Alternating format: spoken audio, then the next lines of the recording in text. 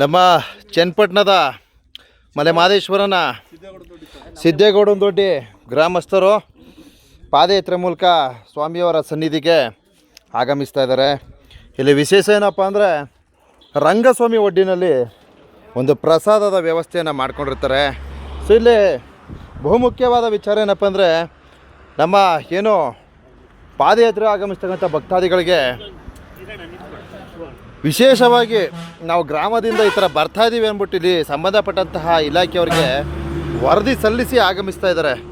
ಯಾಕೆ ಅಂತಂದರೆ ಇವತ್ತಿನ ದಿವಸ ನಿಮ್ಗೆ ಗೊತ್ತಿದೆ, ರಸ್ತೆ ಉದ್ದಕ್ಕೂ ಏನು ಪಾದಯಾತ್ರೆಯ ಸಂಬಂಧಿತವಾಗಿ ಒಂದಷ್ಟು ಪ್ರಾಣಿಗಳಿಂದ ಸಮಸ್ಯೆಗಳು ಉಂಟಾಗ್ತಾ ಇದೆ. ಸೊ ಇದ್ರ ಸಂಬಂಧಿತವಾಗಿ ಮುಂಚಿತವಾಗಿ ಸಂಬಂಧಪಟ್ಟ ಇಲಾಖೆಗೆ ಮಾಹಿತಿಯನ್ನು ಸಲ್ಲಿಸಿ ತದನಂತರ ಪಾದಯಾತ್ರೆ ಮೂಲಕ ಆಗಮಿಸ್ತಾರೆ. ಬರ್ತಕ್ಕಂಥ ಪಾದಯಾತ್ರೆ ಭಕ್ತಾದಿಗಳು ಪ್ರತಿಯೊಬ್ಬರೂ ಸಹ ಈ ತರಹದ ಒಂದು ಅಗತ್ಯ ಕ್ರಮಗಳನ್ನು ಅನುಸರಿಸಿ ಅಂತ ಈ ಒಂದು ಸಂದೇಶವನ್ನು ಎಲ್ಲ ಮಲೆಮಹದೇಶ್ವರನ ಪಾದಯಾತ್ರೆ ಭಕ್ತಾದಿಗಳಿಗೆ ಅರ್ಪಣೆ ಮಾಡ್ತಾ ಇದ್ದೀವಿ. ಗುರುಗಳು ಏನಾದ್ರು ಹೇಳಾಗಿದ್ರೆ ಹೇಳಿ. ಅದೇ ಸರ್, ನಾವು ಈಗ ಆಲ್ರೆಡಿ ನಾವು ಮಾಹಿತಿ ಕೊಡಿ ಅರಣ್ಯ ಇಲಾಖೆಗೆ ಮತ್ತು ಪೊಲೀಸ್ ಇಲಾಖೆಗೆ ನಾವು ಇಷ್ಟು ಜನ ಬರ್ತಾ ಇದ್ದೀವಿ ಅಂತ ತಿಳಿಸಿದ್ದೀವಿ. ಪ್ರಾಧಿಕಾರಕ್ಕೆ ತಿಳಿಸ್ಬೇಕಾಗಿತ್ತು, ಅದು ನಮ್ಗೆ ಗೊತ್ತಿರಲಿಲ್ಲ. ಇರಲಿ ಮುಂದಿನ ದಿನಗಳಲ್ಲಿ ಅದನ್ನು ನಾವು ಮುಂದುವರ್ಸ್ಕೊಂಡು ಹೋಗ್ತೀವಿ. ಇನ್ನು ಬರುವಂತ ಭಕ್ತಾದಿಗಳು ದಯಮಾಡಿ ಪೊಲೀಸ್ ಇಲಾಖೆಗೆ ಅರಣ್ಯ ಇಲಾಖೆಗೆ ತಿಳಿಸಿ ಅವ್ರ ಮಾರ್ಗದರ್ಶನದಂತೆ ಹೋಗ್ಬೇಕು ಅಂತಕ್ಕಂಥದ್ದು ನಮ್ಮ ಒಂದು ವಿನಂತಿ ಅಂತ. ಒಳ್ಳೆ ಕೆಲಸ. ಯಾಕೆ ನಿಮ್ಗೆ ಈ ತರ ಭಾವನೆ ಬಂತು ಅಂತಂದ್ರೆ ಇವಾಗ ಆಲ್ರೆಡಿ ನಾವು ಅನುಭವಿಸಿದೀವಿ.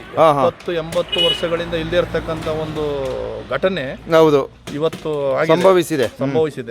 ಅದರಿಂದ ನಾವು ಅವಕ್ಕೆ ತೊಂದರೆ ಕೊಟ್ಟಾಗ ಮಾತ್ರ ಅವು ನಮ್ಮನ್ನ ಅಟ್ಯಾಕ್ ಮಾಡ್ತೇವೆ. ಈಗ ಆಗಿರುವಂತ ಘಟನೆ ಏನು ಅಂತಂದ್ರೆ ಪ್ರಾಣಿಗಳು ಎದುರು ಬದ್ರು ಸಿಕ್ಕಿದಾಗ ಮಾತ್ರ ನಮ್ಮ ಮೇಲೆ ಅಟ್ಯಾಕ್ ಮಾಡ್ತವೆ. ಆಮೇಲೆ ಅವಾಗಿದಾವೆ ನಮ್ಮ ಮೇಲೆ ಬೀಳಲ್ಲ. ಇಲ್ಲಿ ಏನೋ ಒಂದು ಅತಾಚೂರಿ ಆಗಿದೆ. ಅದರಿಂದ ಇನ್ ಮುಂದಾದ್ರೂ ಕೂಡ ಪ್ರಾಣಿಗಳಿಗೆ ತೊಂದರೆ ಕೊಡದಂತೆ, ಸಿಕ್ಕಾಗ ಫೋಟೋ ತೆಗೆದಂತೆ, ದಯಮಾಡಿ ಅರಣ್ಯ ಇಲಾಖೆ ಮತ್ತು ಪೊಲೀಸ್ ಇಲಾಖೆ ಏನು ಮಾರ್ಗದರ್ಶನ ಕೊಡ್ತಾರೆ ಆ ಮಾರ್ಗದರ್ಶನದಲ್ಲಿ ನೀವು ನಡಿಬೇಕು ಅಂತಕ್ಕಂಥದ್ದನ್ನ ವ್ಯಕ್ತಪಡಿಸ್ತಾರೆ. ವಿಶೇಷವಾಗಿ ಇನ್ನೊಂದು ವಿಚಾರ ಏನಪ್ಪಾ ಅಂದ್ರೆ ರಾತ್ರಿ ಪಾದಯಾತ್ರೆ ಮಾಡಬಾರ್ದು, ಬೆಳಗಿನ ಜಾವ ಪಾದಯಾತ್ರೆ ಮಾಡಬಾರ್ದು. ಈಗ ನೀವು ಹೇಳ್ದಂಗೆ ಫಸ್ಟ್ ಅವ್ರಿಗೆ ಇನ್ಫಾರ್ಮ್ ಮಾಡಿದ್ರೆ ಈ ಸಮಯಕ್ಕೆ ಬನ್ನಿ ಅಂತ ಅವರು ಸಹ ಸೂಕ್ತ ಮಾಹಿತಿ ಹೇಳಿ. ಸ್ವಾಮಿ ಏನು ಹೇಳ್ಬೇಕು? ಜೊತೆಗೆ ಪಾದಯಾತ್ರಿಗಳು ದಯವಿಟ್ಟು ತಮ್ಮ ಭದ್ರತೆಯ ಬಗ್ಗೆನೂ ಅವರು ಸ್ವಲ್ಪ ಅನುಸರಿಸಬೇಕು. ಮೆಟ್ಲು ಮೇಲೆ ಹೆಸರುಗಳು ಬರೀ ಹೌದು. ಇತ್ತೀಚೆಗೆ ಪಾದಯಾತ್ರೆನ ಸರಿ ಪ್ಲಾಸ್ಟಿಕ್ ಇವನ್ನ ತುಂಬಾ ಅವಾಯ್ಡ್ ಮಾಡ್ಬೇಕಾಗುತ್ತೆ ಭಕ್ತ. ಹೌದು ದಯವಿಟ್ಟು, ಯಾಕೆಂದ್ರೆ ಪ್ರಾಣಿಗಳಿಗೆ ಪರಿಸರಕ್ಕೆ ತುಂಬಾ ಹಾನಿಯಾಗುತ್ತೆ. ಇದೊಂದು ಎಲ್ಲಾ ಭಕ್ತಾದಿಗಳ ಗಮನಕ್ಕೆ ಇರಬೇಕು ಅಂತ. ಈ ಸತಿ ಪ್ಲಾಸ್ಟಿಕ್ ನಿಷೇಧ ಚೆನ್ನಾಗಿ ಮಾಡಿದ್ರಿ. ಈ ಸತಿ ಅಂತ ಅಷ್ಟೇನು ನಾವು ದಾರಿ ನೋಡ್ಕೊ ಬರ್ತಾ ಉದ್ದಕ್ಕೂ ಅಷ್ಟೊಂದು ಪ್ಲಾಸ್ಟಿಕ್ ಇಲ್ಲ ಆಗಿತ್ತು. ಎಲ್ಲ ತೆರವುಗೊಳಿಸಿದ್ದಾರೆ, ನಮ್ಮ ಪ್ರಾಧಿಕಾರ ಇಲಾಖೆಯವರು ತೆರವುಗೊಳಿಸಿದ್ದಾರೆ. ಈಗ ಗುರುಗಳ ಏನ್ ಗೊತ್ತಾ, ಈಗ ನಮ್ಮ ಹಳ್ಳಿ ಜನ ಮೊದಲು ಬಹಳ ಭಕ್ತಿಯಿಂದ ಒಂದು ನಮ್ಮ ಪೂರ್ವಜರು ವಿಶೇಷವಾಗಿ ಭಕ್ತಿ ಪೂರ್ವಕ ಇತ್ತೀಚೆಗೆ ಬರ್ತಕ್ಕಂಥವ್ರು ಕೆಲವರು ಪಾದಯಾತ್ರೆನೇ ಪ್ಯಾಸನ್ ಮಾಡ್ಕೊಂಡ್ಬಿಟ್ಟವ್ರೆ. ನಾವು ನೋಡಿದೇವೆ, ಯಾವ್ದಾರು ಆನೆ ಸಿಕ್ಕರೆ ಕಿರ್ರೋ ಅಂತ ಕಿರ್ಚೋದು, ವಿಚಿತ್ರವಾಗಾಡೋದು, ಅನಾಗರಿಕರ ಥರ ನಡ್ಕೊಳ್ಳೋದು, ಹಿಂಗೆಲ್ಲ ಮಾಡ್ತಾರೆ.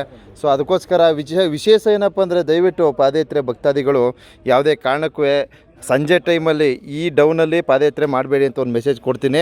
ಹಾಗೆ ನೋಡಿ, ಎಲ್ಲ ಗುಂಪಾಗಿ ಹೋಗಿ ಬಹುಮುಖ್ಯವಾಗಿ ದಯವಿಟ್ಟು ಬರ್ತಕ್ಕಂಥ ಪಾದಯಾತ್ರೆ ಭಕ್ತಾದಿಗಳು ಏನು ಸಂಬಂಧಪಟ್ಟಂತಹ ಇಲಾಖೆಯವ್ರಿಗೆ ಫಸ್ಟ್ ಸಾರ್ ಈ ಥರ ಬರ್ತಾಯಿದ್ದೀವಿ ಅಂದ್ಬಿಟ್ಟು ಒಂದು ಮನವಿ ಮಾಡಿ ಬನ್ನಿ ಅಂತ ಒಂದು ಮೆಸೇಜ್ ಆಗ್ತಾಯಿದ್ದೀನಿ. ಗುರುಗಳೇ ಆಗ್ಬೋದಾ? ಒಂದು ಉಕೆ ಹಾಕಿ ಮತ್ತೆ